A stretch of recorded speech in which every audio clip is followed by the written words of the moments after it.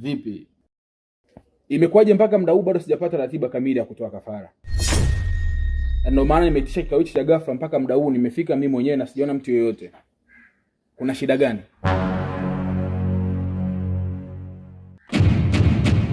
Ni kweli mkuu. Yule kijana kwa Bibi Joy yule ambaye ilitakiwa yeye ndio tumle nyama, bibi yake akaja akamtetea kwamba tumwache. Sasa ilikuwa zamu yake yeye kuleta nyama hapa. Matokeo yake ameleta nyama alivyo na masihara na uchawi. Akaja tu akatulingishia nyama akaondoka nayo. Watu elewi kinachoendelea mkuu. Yule kijana anachanganya uchawi na bange. Alafu Bigi Misondo alikuwa kanona kabisa. Alafu amefika hapa hajatuachia hata nusu ya nyama. Huyu kijana anajisahau.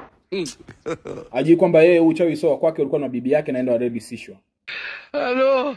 Sasa, Jamo, hivi unajua baada ya mimi kutokuwepo wewe ndio unashika nafasi yangu? Na imekuwaje yote yanatokea na wewe upo? Na endapo itakapojirudia wewe ndio utakaye shughulika na hilo tatizo.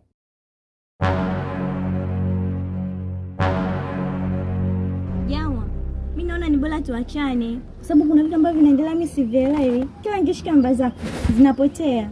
Kwa mimi naona bora tuachane. Sikiza nikwambie mpenzi wangu Lea. Kuachana sio kumaliza tatizo. Kuharibika kwa mimba.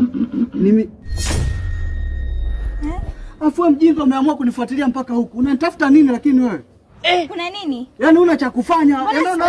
Naona kabisa unafuatilia maisha yangu ndugu yangu. Eti kuna nini? Mbona sikuelewi?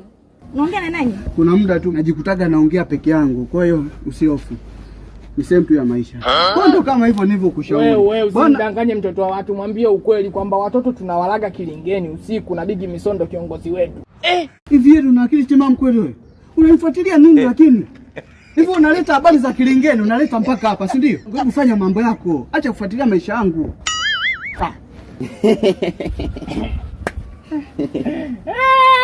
Sasa sikiliza ndugu yangu, nakwambia hivi.